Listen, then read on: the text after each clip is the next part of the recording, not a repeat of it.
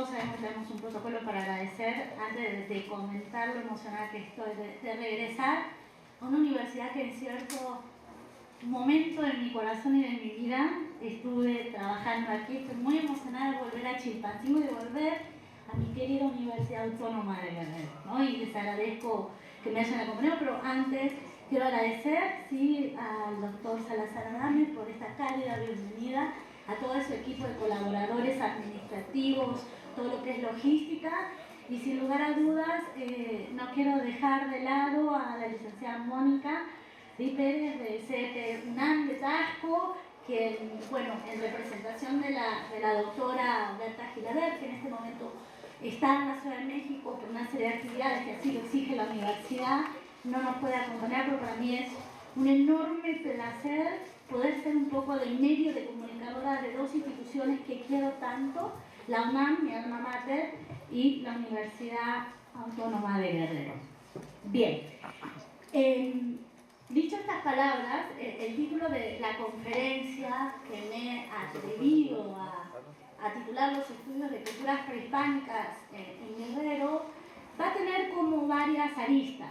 En primer lugar, digo, aristas en el sentido de poder comunicarnos, poder ser lo más clara posible para mostrar y compartir con ustedes la riqueza de este magnífico estado que es el estado de Guerrero. Una riqueza prehispánica, novohispana, contemporánea, que nos atraviesa y nos hace volver a pensar en torno a nuestra propia identidad como mexicanos.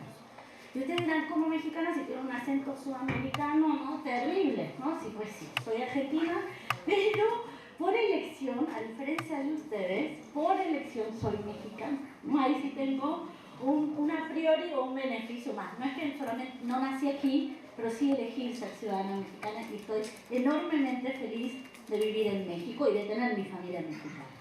Bien, vamos a, si les parece, yo preparé una presentación en PowerPoint.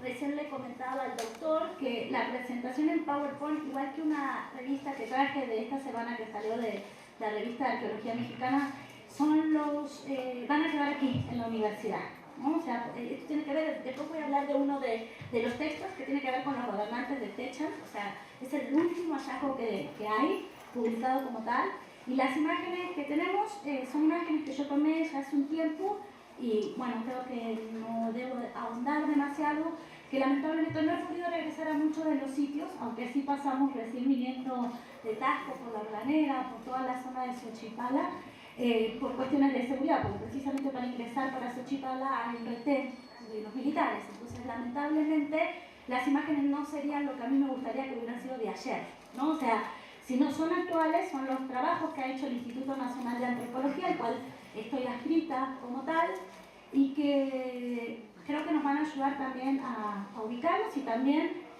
muchos de ustedes seguramente lo conocen a los sitios, pero un poco comentar la problemática que tenemos para trabajar arqueológicamente e históricamente con el Estado. El territorio que comprende el actual Estado de Guerrero es fundamental para entender la composición cultural de lo que denominamos como la superárea cultural, denominada así, valga la redundancia, por el investigador alemán, por Kirchhoff en 1940.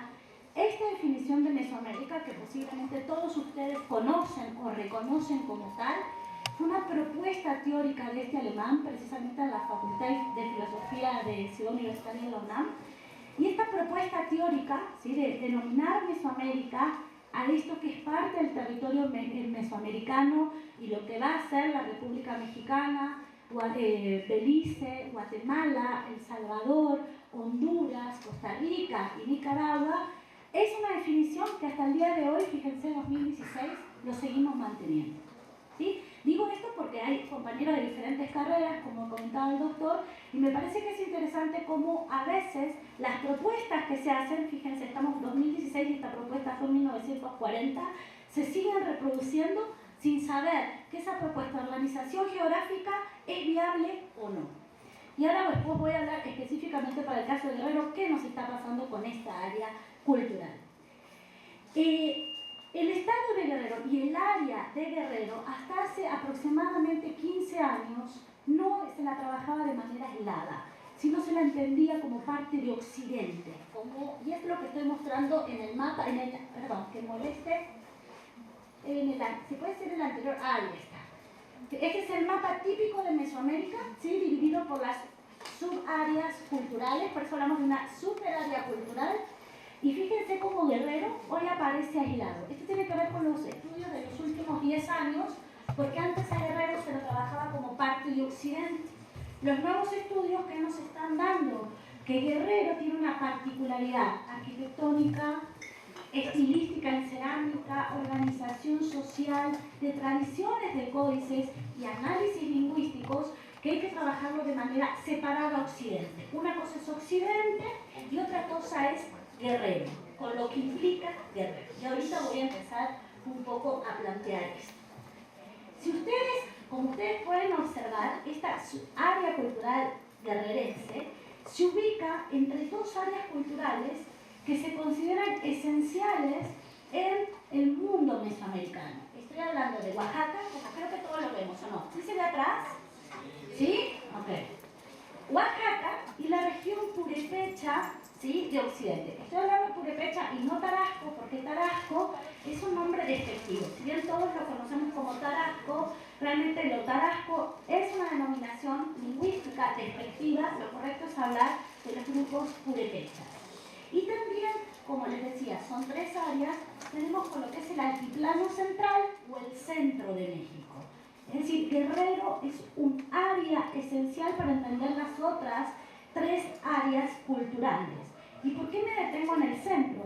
Como ustedes saben, posiblemente muchas de las materias que han cursado, los videos o conferencias o lecturas que han hecho en su casa, el altiplano central, lo que conocemos como el altiplano central o el centro de México, es donde se encontraban los centros de poder náhuatl y es hasta donde llegó Cortés, y por eso es erróneo pensar que las culturas prehispánicas o mesoamericanas tan solo se circunscriben al centro de México, es decir, Tenochtitlan, Tlaxcala, Cholula, etcétera, etcétera, sino que los nuevos estudios nos están mostrando que hay una gran diversidad arqueológica que son parte de esta tradición mesoamericana. Paso a dar las malas noticias, paso a seguir dando malas noticias. Es realmente triste, y quiero comentar esto porque precisamente me parece que ustedes como guerrerenses, pero también como mexicanos, les queda, y como jóvenes sobre todo, una gran obligación o una responsabilidad social que tiene que ver con ahondar con los trabajos de Guerrero. Lamentablemente, les vuelvo a decir, el 95% de estudios que tenemos sobre esta región no han sido publicados. No tenemos casi información buena, fidedigna de Guerrero y de la historia prehispánica de Guerrero. ¿Y saben qué es lo más triste? Que no solamente no tenemos un trabajo serio, sino que tenemos más de 2.000 asentamientos prehispánicos detectados por el Instituto Nacional de Antropología que han sido registrados y que no han sido excavados. Si se dan cuenta, cuando estoy dando la denominación y el número real de números, estoy dando el número del instituto, 2.000 sitios, asentamientos arqueológicos en nuestro estado y que lamentablemente no se los conoce. Y lo que me parece un poco más triste, si ustedes me permiten, es que a veces ni siquiera en Guerrero saben los sitios arqueológicos con los que cuenta y la riqueza cultural que tenemos en este estado. Sin embargo, y hace un ratito le comentaba al doctor Salazar, tenemos una edición, la más reciente y la más copiosa en torno a información de los investigadores participantes. Es un texto que va a coordinar Christine Niederberg y Rosa Reina en el 2002. Ese es el último texto y el único texto que tenemos, y fíjense cómo se llama, El pasado arqueológico de Guerrero. Esta obra, donde van a converger diferentes intereses y tiene imprenta, entre ellos el INA, el Centro Francés de Estudios Mexicanos y Centroamericanos y el gobierno del estado de Guerrero, van a escribir distintos especialistas de la República Mexicana y también norteamericanos. Digo, entre los prestigiosos investigadores de México, estoy hablando nada más ni nada menos que de Rubén Cabrera, o de Rubén Manzanilla, que son los responsables hoy por hoy del Teotihuacán. Creo que todos por algún lado hemos escuchado de Teotihuacán. Y es más, muchos de ustedes posiblemente conozcan. El responsable es el que va a escribir sobre Guerrero en el 2002 y después se lo va a llevar su trabajo a Teotihuacán. Y también tenemos entre los que participan en esta edición nada más ni nada menos que don Matos Moctezuma, el descubridor de Templo Mayor en 1978. El doctor Matos también estuvo involucrado en Guerrero en los trabajos en esta compilación, vuelvo a decir, del 2002. Vuelvo a dar el nombre por si a alguien le interesa conseguir la publicación, que es El pasado arqueológico de Guerrero 2002, coordinado, vuelvo a decir, por Cristina Mierber y Rosa Rey. Dicho esto, me interesa con ustedes compartir y preguntarnos también cuáles son las zonas arqueológicas abiertas al público. Este es un problema también mayor. Una cosa es que yo estoy hablando de 2.000 sitios arqueológicos detectados, pero otra es cuáles son las que están abiertas al público y que uno puede visitar como tal. Hasta el día de hoy, es más, hasta anoche, que estuve buscando la página de INA, pero también la página del Estado, del gobierno, que van actualizando, entre comillas, alguna información. Hay otras cosas que no se pueden, porque tiene que ver también con la responsabilidad. Tenemos 8 sitios arqueológicos para visitar. Hace un ratito se acercaban los compañeros de Acapulco y les comentaba, hoy voy a hablar de 2 de los sitios que están en Acapulco. El primero de ellos, el que está abierto, es Ixcatiopan. Traje aquí un mapa para que nos ubiquemos, ¿no? Algo que a ustedes les resulta seguramente muy natural, donde estamos. Fíjense cómo lo que marqué en rojo son lo que me interesan los puntitos en rojo, porque son las zonas arqueológicas, las que están abiertas al público, ¿sí? Porque si vemos desde lo que es el mapa que hace registro del Instituto Nacional de Antropología, todo el estado está cubierto de puntitos rojos. Todo el estado, nada más que no hay salvamento arqueológico. Lo que estoy mostrando son los que tienen salvamento arqueológico y ahora vamos a hablar y vamos a ver imágenes de lo que es salvamento arqueológico en Guerrero. Bien, entonces el primero que tenemos es Ixcatiopan, el segundo es precisamente el que pasamos hace un ratito con mis compañeros, Xochipala, que está a 33 kilómetros de aquí, ¿sí? Tenemos al magnífico, este es el sitio que fue el éxito y que aparte tenemos unas reproducciones bastante feas, por cierto, en el Museo de Antropología, ¿no? Que no le hacen justicia al sitio. Estoy hablando de...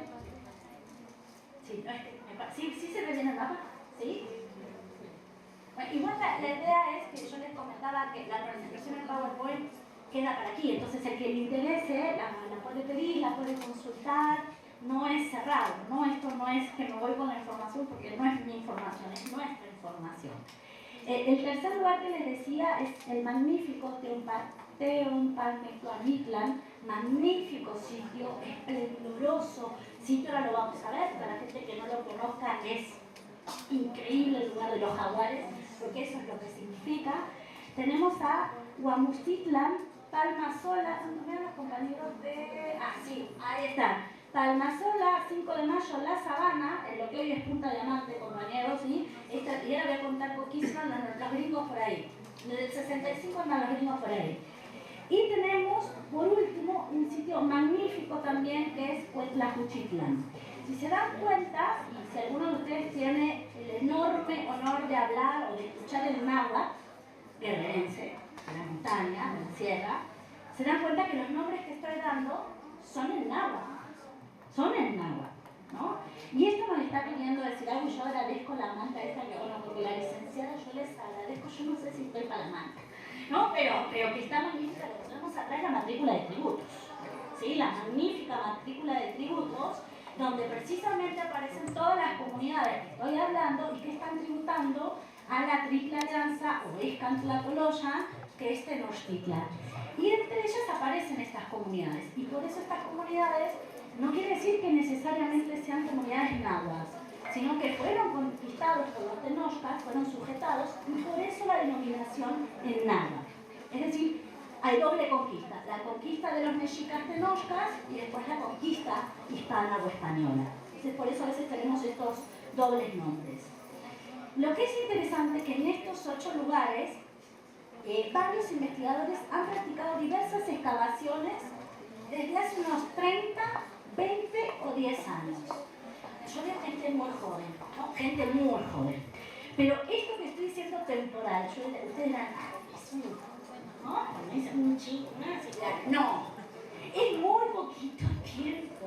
O sea, realmente las excavaciones que tengan 30 años, 20 años y 10 años, es recién estamos como saliendo del cascarón, ¿no? Porque veo muchos chicos que podrían ser hijos, ¿no? De uno, me da un poco de pena porque miran con cara de que está hablando de un montón de años y no es así. ¿Qué tenemos de problema? En primer lugar, no se ha sistematizado la información. ¿Qué quiere decir esto con sistematizar la información?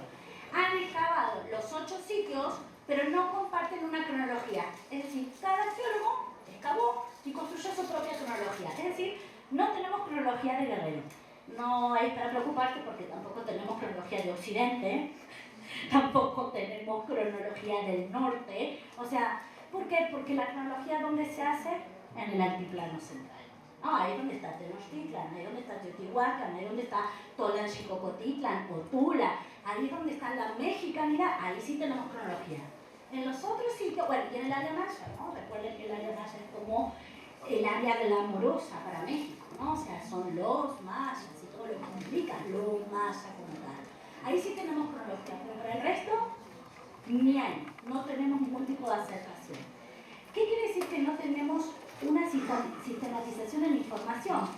No tenemos posibilidad de armar una cronología y a la vez no podemos pensar, o por lo menos hasta el momento, vuelvo a decir hasta el 2016, en pensar a esta área cultural guerrerense como un todo. Es equivocado pensar a Guerrero como algo unificado, como algo homogéneo. No lo es. Hay variedades regionales, perdón.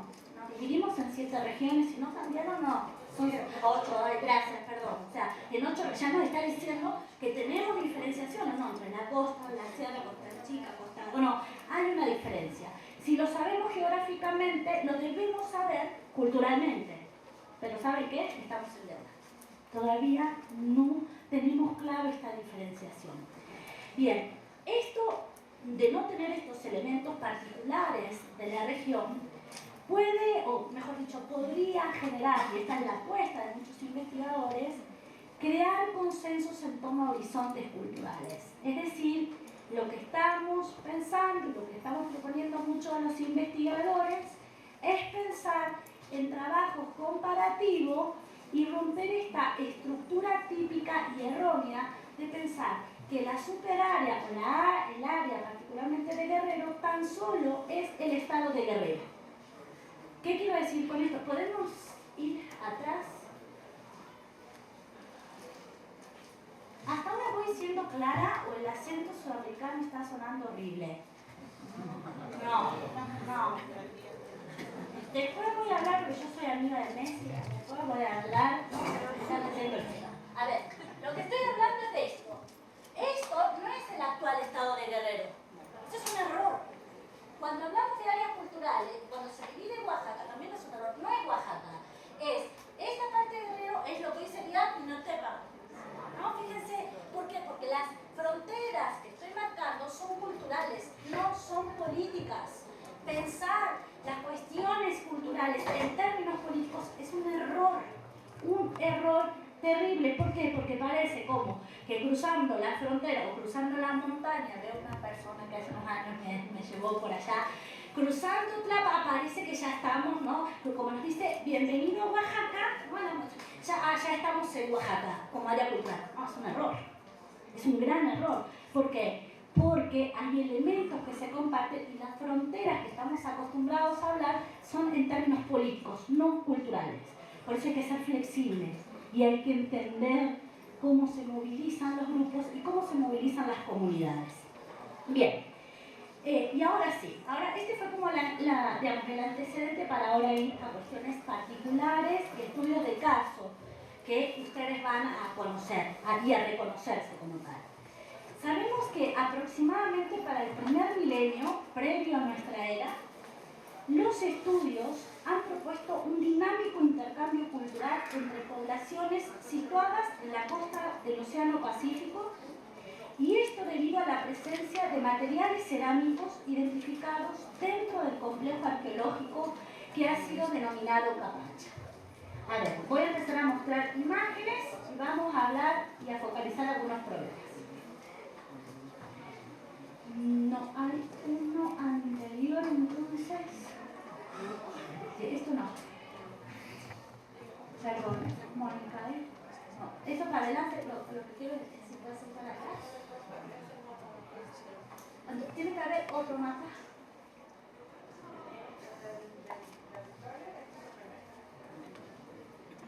¿Y el no hay otro, no? No sé, entonces. A ver. Sí, por favor. Eso lo vamos a dejar en el mapa. Cuando hablamos del estilo Capacha, el estilo Capacha es un estilo que proviene de la zona de Colima, Es un estilo cerámico, y porque ustedes dirán, ¿por qué habla de la cerámica? Yo soy historiadora, no soy arqueóloga. Porque en México la tradición arqueológica es ceramista. ¿Cómo construye la temporalidad? A partir del carbono 14, la técnica del carbono 14, que da un margen de error de más o menos 150 años, y es a través de la cerámica. Es decir, México, la tradición arqueológica, miden a través de la cerámica. Por eso, cuando hay cerámica, pueden establecer cronologías. Este es, por un lado, un avance, y por el otro lado, algo que no está resultando muy bien. Hay 5 sitios actualmente en la República Mexicana, ellos en el estado de Hidalgo, que están utilizando una tecnología mucho más interesante que lo está dando el estuco. ¿Sí sabemos lo que es el estuco? Sí. El estuco da un margen de error de 5 años. Entonces, hoy los arqueólogos ya no están trabajando más con la cerámica para establecer cronología, sino que están, bueno, en el caso de Guerrero se sigue trabajando con la cerámica, pero las nuevas tendencias, y el que está llevando de punta la arqueología de Hidalgo, están estableciendo la cronología con el estuco. Vuelvo a decir, porque da menos margen de error. Si 150 años más o menos es mucha la temporalidad. Esta corriente del Pacífico, estoy hablando de este espacio, hay un corredor natural. Hay un corredor natural que es lo que conocemos el corredor del Pacífico. Ese corredor del Pacífico, donde Guerrero se va a encontrar dentro de la República Mexicana, en el medio, de Mesoamérica no, pero de la República Mesoamericana, sí, Guerrero está en el medio, va a circular este estilo cerámico, que proviene desde Colima, viene desde el norte, y se han encontrado muchísimas piezas estilo Capacha. Estilo Capacha, es que, bueno, ahí me voy a fijar si no tengo otra presentación, pues estaba ahí, entonces por ahí me bajé otra, pero ahora lo solucionamos. No sé si alguien lo ha visto en el museo, lo que es la doble jícama, ¿sí? Como son 2 jícamas, ese es estilo Capacha. Es norteña, pero que tenemos una gran presencia en el estado. Este material encontrado en lo que es los trabajos de salvamento arqueológico van a ser hallados en las presas construidas a los alrededores del río Balsas. Todo parece indicarnos que el río Balsas es el corazón de Guerrero. Y específicamente en los años 60 del siglo XX, la arqueóloga Guadalupe Martínez Don Juan, actualmente ella es investigadora de Lina Morelos, es una de las grandes investigadoras que tenemos en la región. Ella fue la que realizó los recorridos por la montaña alta, la que hizo estudios sobre las bóvedas falsas en la Organera. Es una de las grandes investigadoras que tenemos en la región. Va a plantear justamente los estudios en el río Balsas, este indicador arqueológico proveniente del norte. Asimismo, ella va a proponer un complejo denominado POX, así, P-O-X, que es el que se encuentra en el puerto de Acapulco. ¿Sí? Cuando hablo del puerto de Acapulco, específicamente estoy hablando de Punta Diamante.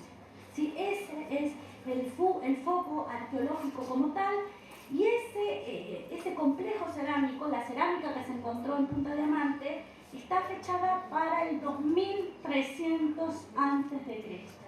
2300 antes de Cristo, ahora que tenemos los hoteles de Punta Diamante, o sea, eso sí que no entienden nada, ¿no? Había poblamiento en 2300 antes de Cristo, y yo contaba, o por lo menos les decía, que la historia de Punta, bueno, hoy conocido como Punta Diamante, es bastante particular.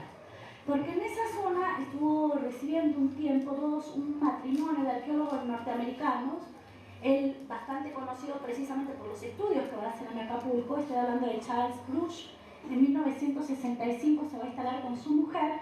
Él era de la Universidad de Austin, en Texas, y es el que va a plantear los estudios pioneros arqueológicamente hablando en la zona de Acapulco.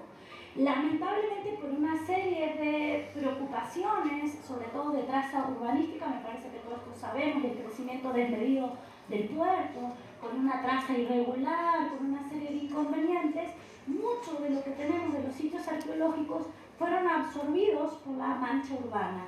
Eso ha sido estamos hablando de una depredación arqueológica, pero también del patrimonio. ¿Qué quiero decir del patrimonio? Creo que, si no todos lo sabemos, les comento que desde 1972 México es el primer país en América Latina que se preocupa por legislar y realizar una ley. Es la ley de 1972 de patrimonio arqueológico, histórico, paleontológico. Es el que establece la custodia de todos los sitios, piezas, bienes inmuebles por parte del Estado mexicano. Y esto responde también al rol del Instituto Nacional de Antropología como custodio de este patrimonio mexicano. ¿Qué quiero decir con esto? Indudablemente en el caso de Acapulco, como en otros sitios que podríamos pensar para el caso de la actual Riviera Maya, es decir, no es solamente una preocupación del puerto de Acapulco, sino también de la Riviera Maya, de la zona de Zihuatanejo también, porque como que uno a veces siempre piensa, no en Acapulco, pero Zihuatanejo también, con todo lo que implicó la construcción de Iztapa, ¿no? Y lo que fue el mega proyecto turístico de Iztapa, se llevó o se violentó plazas reconocidas arqueológicamente por un interés turístico y también por proyectos que se dieron prioridad antes que la conservación arqueológica. Esto, creo que no es nada nuevo para nosotros. Tristemente tiene que ver con la ausencia en muchos casos del Estado que tenga una presencia, pero también me parece algo más preocupante. Y acá sí, con ustedes me acerco, queridos míos.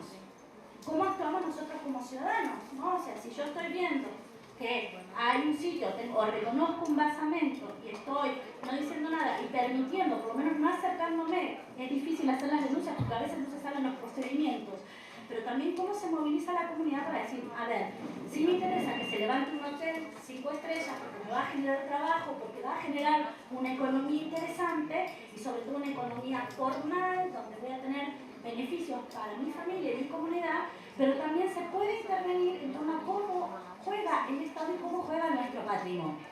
Esto yo sé que es discutible, porque a veces las situaciones nos pueden superar, pero es importante porque el patrimonio que se pierde se perdió y no hay forma de recuperar.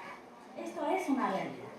Bien, yo les comentaba cómo este norteamericano, Charles Crush, ¿sí?, en Punta Diamante va a excavar y él va a adaptar los trabajos que van a plantear la presencia de grupos humanos dedicados a la explotación marítima y a la generación de rutas de intercambio hasta otras áreas de Mesoamérica. Es decir, desde lo que hoy conocemos como Punta Diamante, había rutas comerciales hasta la zona actual de Guatemala, El Salvador y Nicaragua.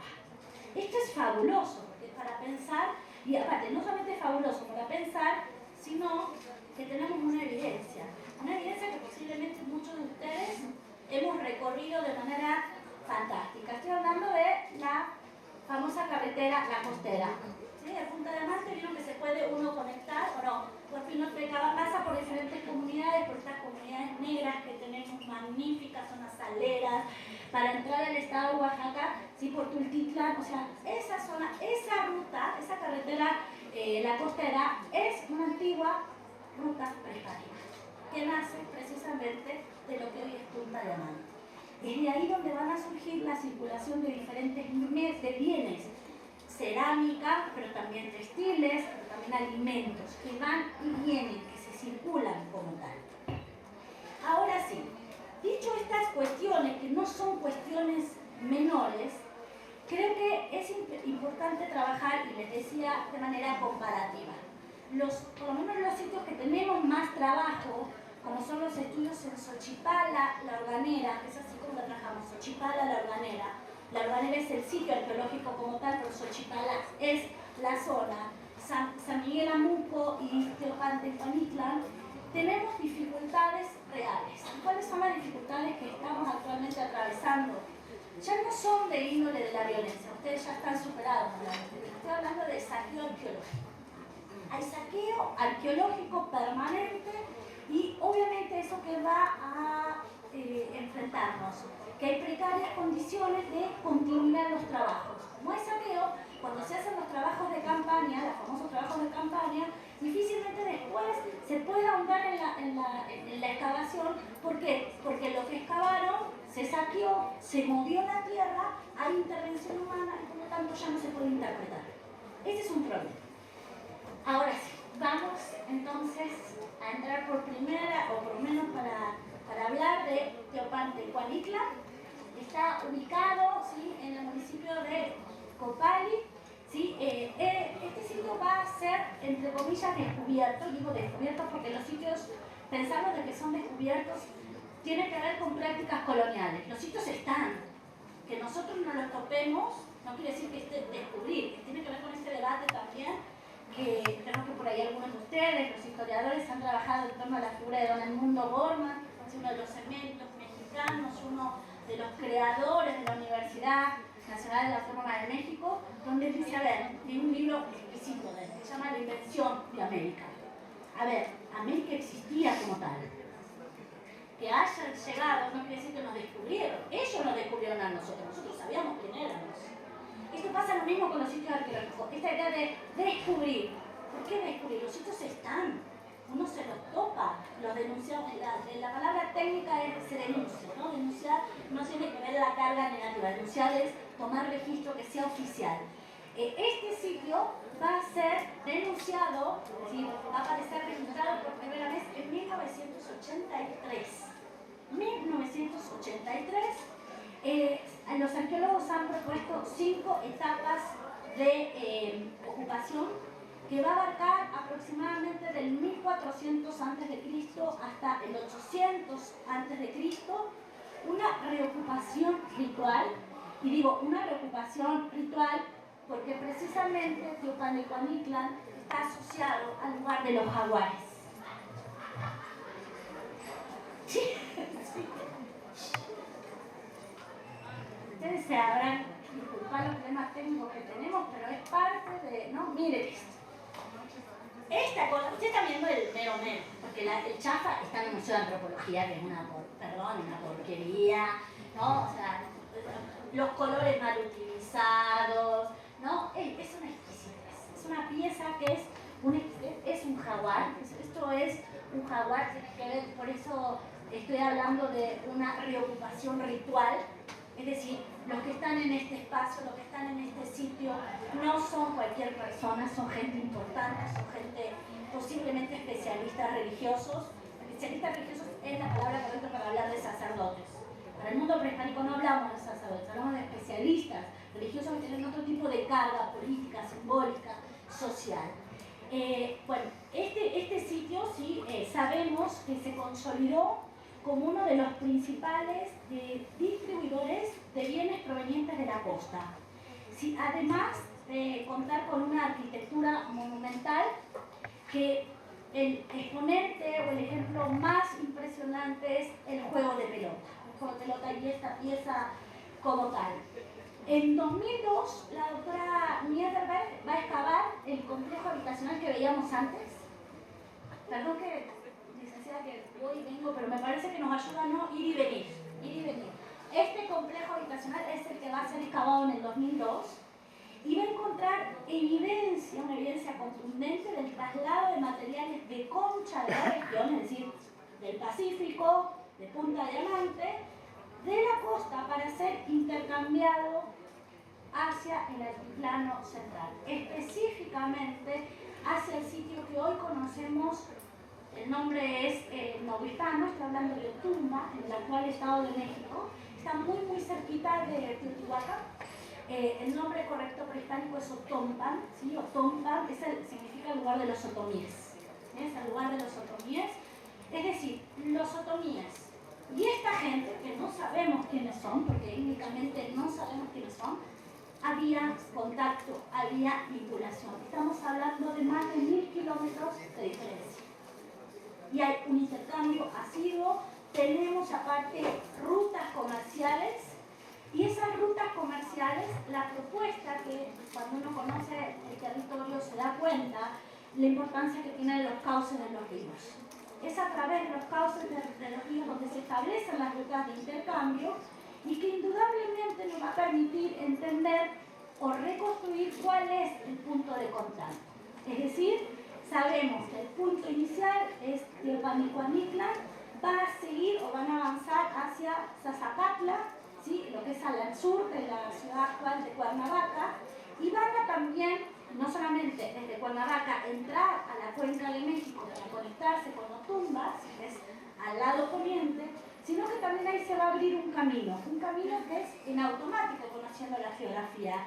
Estoy hablando del actual estado de Michoacán, específicamente para lo que es hoy el territorio de Cinepecuaro. ¿Sí? Cinepecuaro es un punto de contacto claro entre Guerrero y Michoacán. No tenemos ningún tipo de duda al respecto. No te preocupes.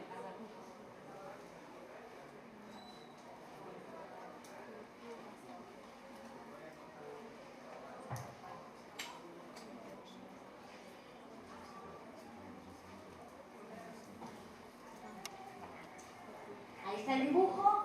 Digamos, siempre se trabaja no solamente con la fotografía y el registro, sino el dibujo, porque lo que permite ver son diferentes trazas iconográficas que son importantes.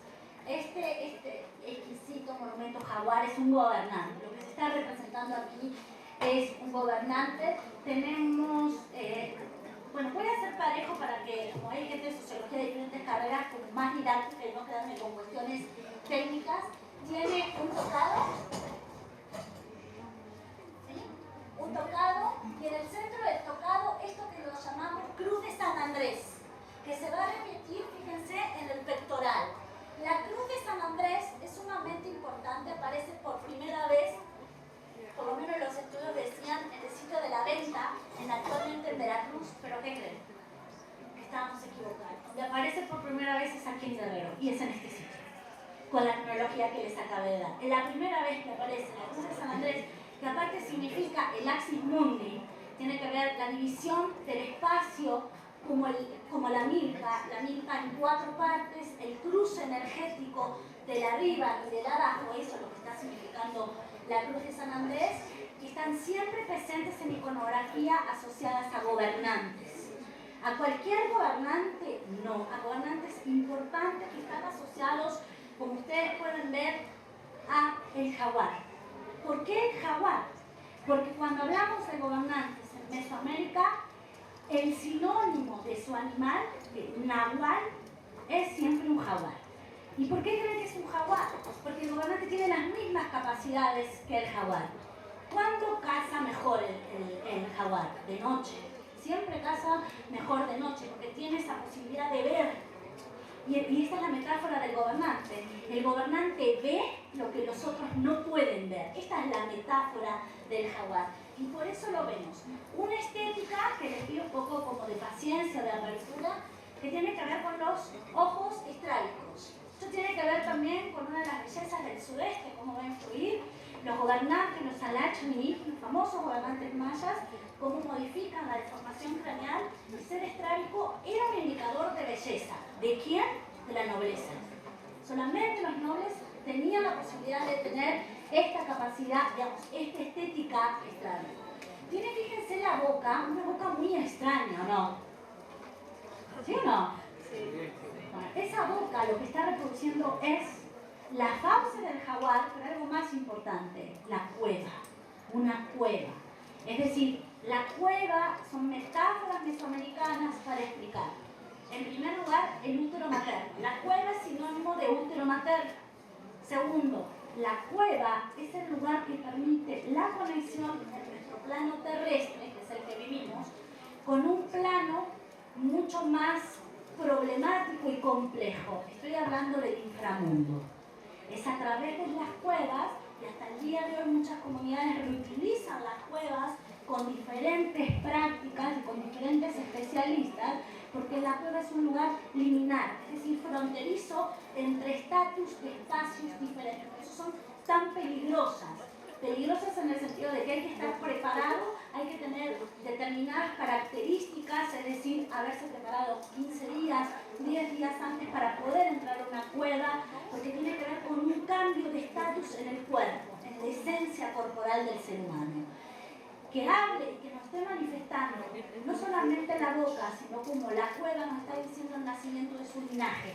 Cueva también es nacimiento del linaje. Y esto es importante porque lo que nos están indicando es que lo que se está representando no es cualquier gobernante, es alguien importante. Y después tenemos un pectoral, vuelve a aparecer la cruz de San Andrés, y lo que es más interesante en este dibujo que nos permite visualizar, lo que está en blanco es lo que se va vaciando y lo que se va completando, para tener una idea más concreta, son estas orejeras. Fíjense las orejeras largas que tienen.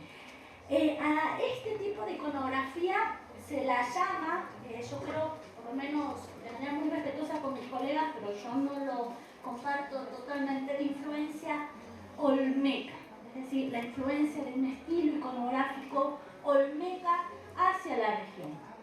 Digo, no lo comparto totalmente porque creo que podríamos hablar de estilos olmecoides. Una cosa es compartir estilos y otra cosa es que los olmecas estuvieran aquí en Guerrero. Son dos niveles totalmente diferentes. Miren otro también, dentro de lo que es parte de la muralla, miren cómo vuelve a aparecer la boca. ¿Sí? Las bocas siempre tienen que estar entreabiertas, siempre, porque tiene que ver con el respiro sagrado de la creación. Por eso las serpientes emplumadas, muchas de las piezas aparecen, las bocas no cerradas, abiertas, porque tiene que ver con la respiración o el aire de creación.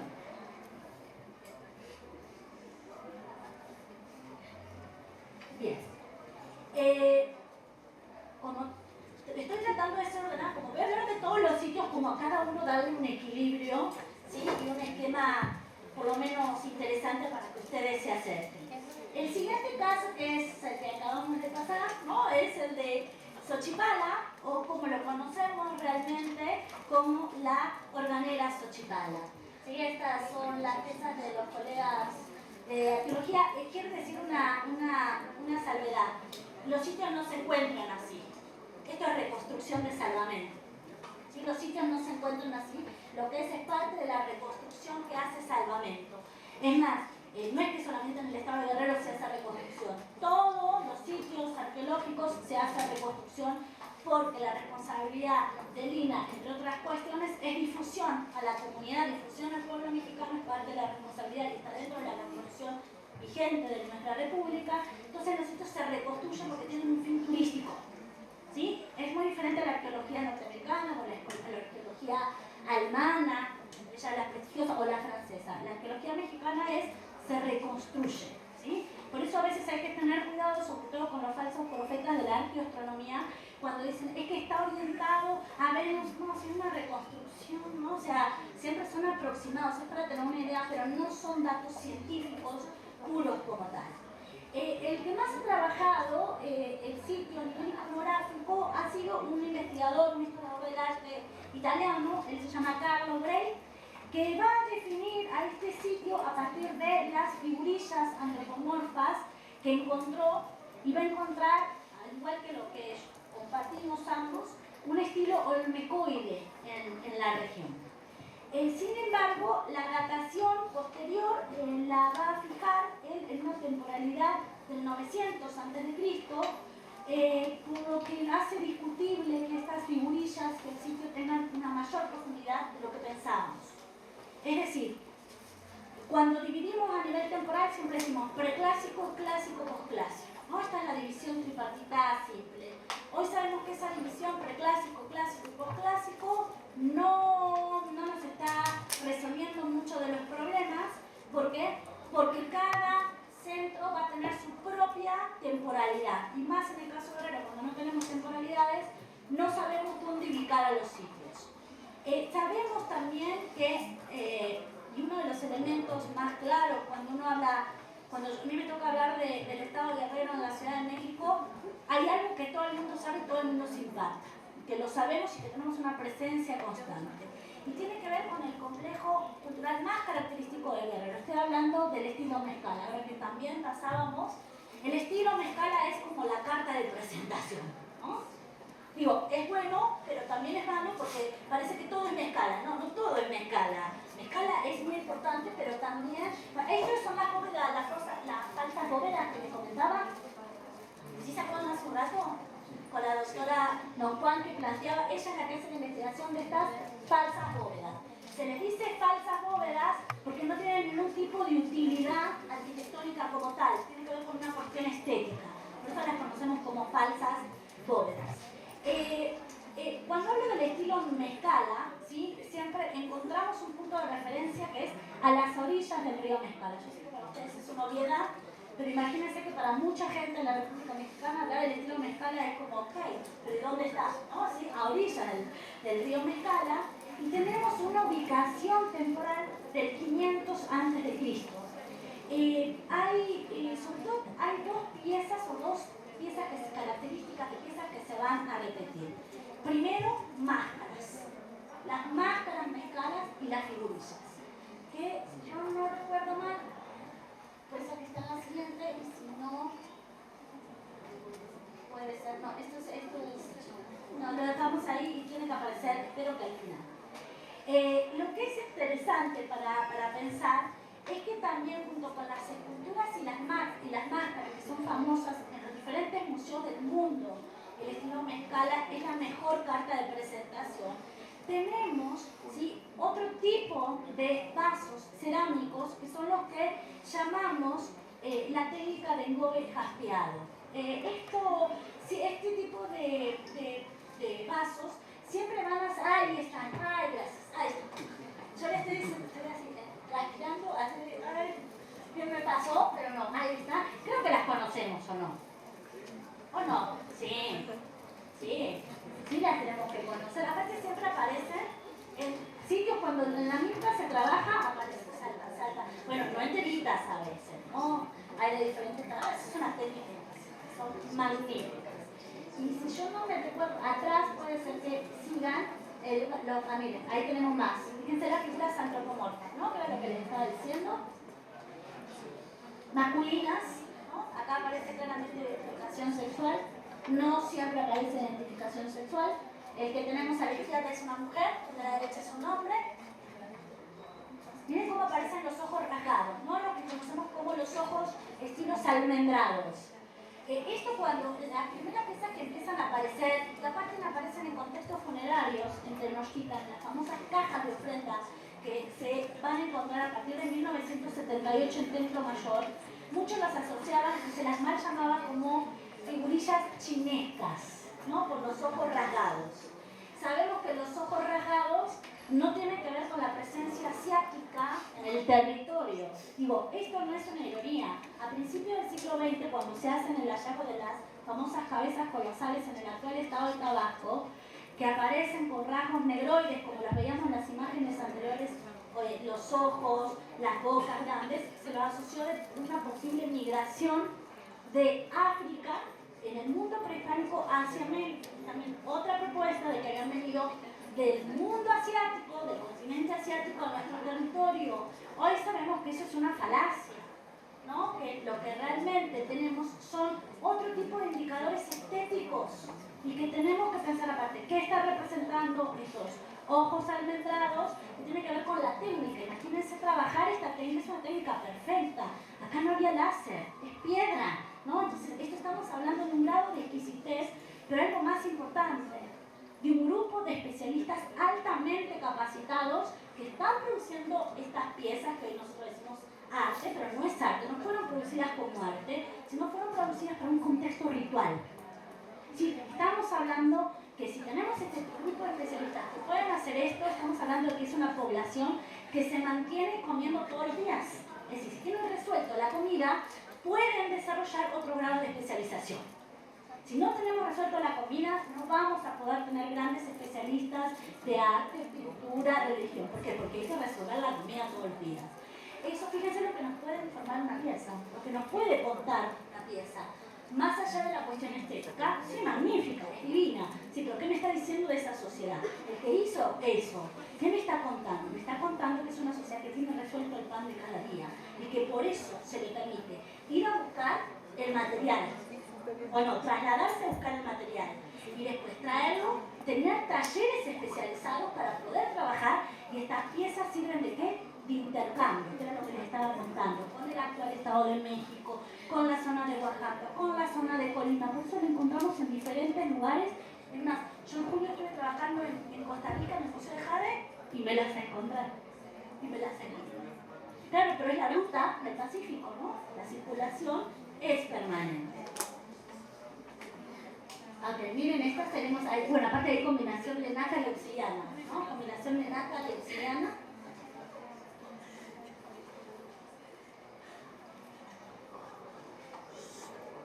Estas son las máscaras.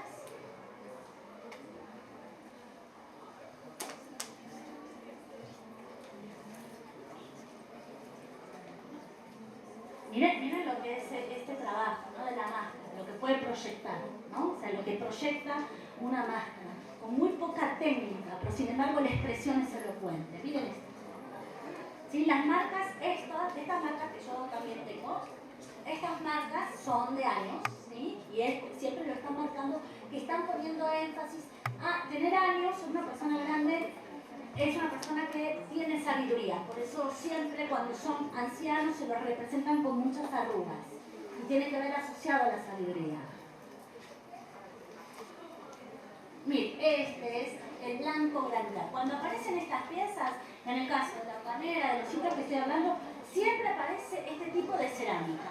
Este tipo de cerámica que, fíjense, por ahí ustedes muchos la conocían, hay otra gente en México que dice, no, me escala así, pero este tipo de cerámica también es única en Guerrero y aparecen, les vuelvo a decir, en un conjunto habitacional donde van a aparecer fragmentos circulares o asentamientos circulares, como el que vimos, voy a molestarte atrás, cuando veníamos en Xochipala, este centro, este conjunto habitacional circular. No sé si alguno prestó atención.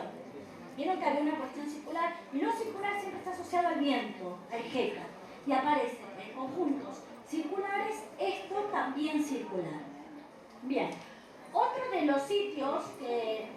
Ay, yo perdón, me fui un poco dilatada, discúlpenme doctor, pero como que yo no sé si me apasiona más de lo que me debería apasionar, porque aquí me gusta mucho contar lo que hago, me gusta hacerlo, pero soy de las privilegiadas que hago lo que me gusta y me gana. O sea, y encima me gana. Otro de los sitios tardíos que tenemos es el de Tlajuchitlán. Es más o menos la ubicación es 200 a.C. hasta 200 después de Cristo. Tiene una traza urbana caracterizada por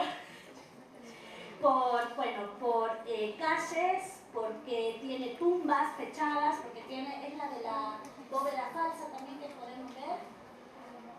Bueno, esa es otra cerámica, pero no importa, ahí vamos haciendo, yo voy y vengo, no pasa.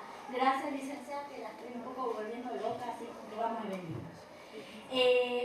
Este sitio arquitectónicamente, el que le estoy comentando, el de Tlajuchitlán, tiene indudablemente elementos arquitectónicos compartidos con la costa del Golfo. ¿Qué estoy hablando? Elementos compartidos, esta cuestión circular, esta cuestión del manejo del espacio. Y otra de las cuestiones importantes para pensar en este sitio es que posiblemente en este sitio es el lugar matriz donde se va a llevar a cabo, matriz estoy diciendo el lugar donde se van a crear por las características de barro y arena y la alta carga de mica y grandes partículas irregulares, el famoso blanco opaco. Sabemos que puede haber salido de este lugar por las características materiales, físicas que tienen. Este material, sí, es un material que ha aparecido localizado en diferentes lugares del altiplano. Ahí está lo circular, ¿sí lo vemos? ¿Sí? ¿Cómo es importante lo circular? Ahí está. Y ahora lo que, para ordenar, vamos, si quieres yo te espero a Conclave. La magnífica Tlapa. Este importante sitio, yo lo que hice, fíjense, es algo que un historiador lo tenemos que hacer en la ubicación a partir de la tecnología que a veces vemos que no funciona, pero a veces no funciona muy bien, que es Google Maps, ¿o no? Vemos una fotografía satelital, o lo que podemos solicitar, y lo que bajo es en el Google, y lo que trato de hacer es de reconstruir, ¿no? Y por lo menos tratar de ubicar. Este sitio es un sitio bastante particular, porque tenemos encontrados y hallados 27 estructuras. Es un sitio muy grande, muy grande. Tan solo se ha detectado 15 hectáreas. 15 hectáreas son las que más o menos las tienen detectadas, pero sabemos que el sitio más o menos ocupaba 85 hectáreas en total. No estamos hablando de pequeños sitios, estamos hablando de grandes sitios. Que nosotros no lo veamos, ese sí que es nuestro problema. A pesar de, también ha sido un sitio que, como ustedes ven, la mancha urbana, miren cómo invaden. Fue saqueado, ha sido saqueado, tiene una invasión urbana como la que estoy mostrando, pero aún subsiste el juego de pelota de 74 metros. O sea, es un sitio, miren cómo así se trabaja. Esto ven cómo es la reconstrucción. No me crean, bueno, pidan evidencias siempre. Estas son las evidencias. El arqueólogo responsable del sitio, ¿sí? Está obviamente contrata a los trabajadores, el arqueólogo hoy cada vez más que nunca da órdenes, ya cada vez se trabaja menos, se está dando, por eso están los trabajadores o los chavos de arqueología, y fíjense cómo se reconstruyen los sitios, con las medidas oficiales, pero hay una reconstrucción. Este sitio es muy importante porque es un lugar de contacto con el área cultural oaxaqueña, ¿sí? Con Oaxaca y específicamente, si nos ubicamos donde está, en la zona de Tlapa, que hace unos años me mostraron y me llevaron, es la puerta hacia la montaña, hacia la región incorrectamente llamada Mixteca. Porque lo mixteco también es un nombre náhuatl, ¿sí? Que es como llaman despectivamente a los grupos Niusabi. Realmente, bueno, hay Niusabi de 3 clasificaciones, la mixteca la dividimos y la trabajamos en como 3 áreas: Tierra Alta, de la sierra y de la costa. Son Niusabi, que significa gente de las nubes. Los mixtecos, fíjense que no tendría más que una propia apropiación por parte de los tenochcas que están conquistando la zona. Entonces, vuelvo a insistir, este sitio es un lugar importantísimo en contacto con los Niusabi. Hay muchísimos interés de seguir los estudios, sobre todo la gente que está trabajando en Oaxaca, quiere trabajar este sitio, pero lamentablemente por las cuestiones de seguridad no se está pudiendo entrar ya hace unos años. Para el posclásico, es decir, bueno, creo que se ven bien las fotos, ¿no? O sea, perfectamente qué es lo que pasa. Y cómo están los compañeros reconstruyendo lo que a veces uno pasa. Miren cómo están hasta poniendo el estuco, ¿no? O sea, como para que tengan una idea. Y cómo ustedes se pueden dar cuenta cuando hay reconstrucción por las famosas piedritas. ¿Vieron cuando se ponen entre piedra y piedra y piedritas chiquititas? ¿Sí los ubican? ¿Sí? Ese es el indicador internacional que es una reconstrucción. Están obligados por ley a indicar que eso es reconstrucción. Miren lo que son, este se fue pelota. Miren lo que es una chulada. Ahí está. Y voy a hablar por último, esto es del posclásico, ¿sí? Lo más cercano, entre comillas, a la conquista, el inicio de la conquista. Es el sitio de Polsis, y la etimología en náhuatl del sitio es bastante particular, porque tiene 2 palabras, lo componen 2 palabras, Tepologua, que significa la destrucción de piedras, y el sin. Se puede jugar como reverencial, según cómo esté la palabra, o puede jugar como diminutivo. Y si lo tomo como reverencial, mi traducción, muy chafa y aproximada al español, es las venerables ruinas. Esto es lo que significaría el sitio. Este sitio está en la Sierra Madre del Sur, ocupa 60 hectáreas, son 60 hectáreas, y excavado hay 14 hectáreas nada más. Los restos que tenemos, si se dan cuenta, no es el sitio, miren cómo está alambrado, eso me está hablando que está fragmentado, tiene que ver por zonas ejidales.